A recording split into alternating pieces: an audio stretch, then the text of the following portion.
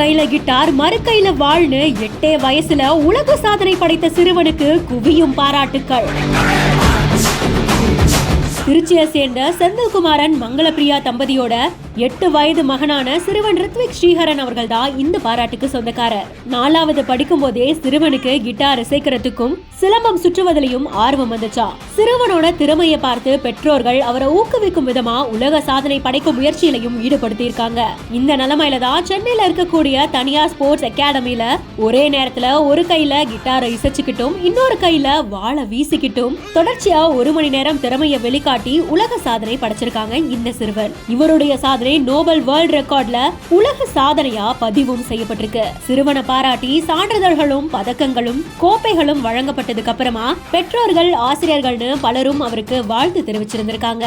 ஒரு கையில வாளை சுழற்றியும் இன்னொரு கையில கிட்டாரை இசைச்சும்னு இந்த சிறுவனோட சாதனை வியக்க வைக்குது. 14 வயதில் குழந்தை திருமணம், 18 வயதில் 2 குழந்தைகளுக்கு தாய், 30 வயதில் IPS அதிகாரியாக வலம் வந்த சாதனை மங்கை, 3 முறை UPSC தேர்வில் தோல்வி அடைந்தாலும் முயற்சியை கைவிடாத வீரமங்கை,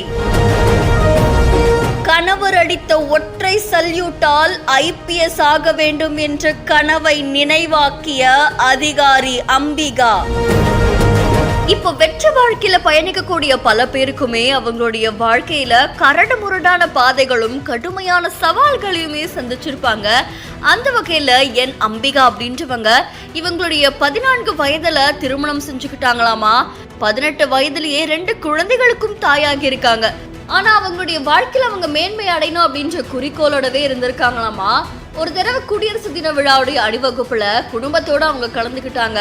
அப்ப அவங்களுடைய கணவரான கான்ஸ்டபிள் என்ன பண்ணிருக்காங்களாமா, மூத்த IPS அதிகாரிகளுக்கு சல்யூட் அடிச்சிருக்காங்களாமா. இதை பார்த்த அம்பிகாக்கும் ஒரு எழுச்சி பொங்குன நிலையில அவங்களுக்கும் படிக்கணும் அப்படின்ற ஆர்வம் தூண்டியிருக்காமா. மறுபடியும் படிக்க ஆரம்பிச்சிருக்காங்க. அவங்களுக்கு திருமணம் நடக்கும் போது அவங்க 10வது வகுப்பு கூட படிக்கலையாமா. ஆனா கல்யாணத்துக்கு அப்புறமா அவங்களுடைய கணவர் அவங்களுடைய கனவுகளுக்கு கை கொடுத்ததா சொல்லப்படுது.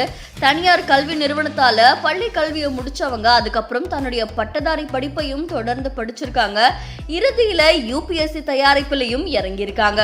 தன்னுடைய உள்ளூர்ல அவங்களுக்கான தேவையான மையங்கள் எதுவும் இல்லாததால ஒரு பயிற்சி நிறுவனத்துல சேர்றதுக்காக தன்னுடைய குடும்பத்தோட சென்னைக்கு இடம் பெயர்ந்திருக்காங்களாமா. UPSCல 3 முறை அவங்க வெற்றி பெறல அப்படின்னு சொல்லப்படுது. இந்த நிலையில தான் அவங்களுடைய கணவர் என்ன பண்ணிருக்காங்கன்னா, மறுபடியும் நம்ம குடும்பத்தோட ஊருக்கே போயிடலாம் அப்படின்னு சொல்லும் போது இன்னும் ஒரு தடவை நான் முயற்சி பண்ண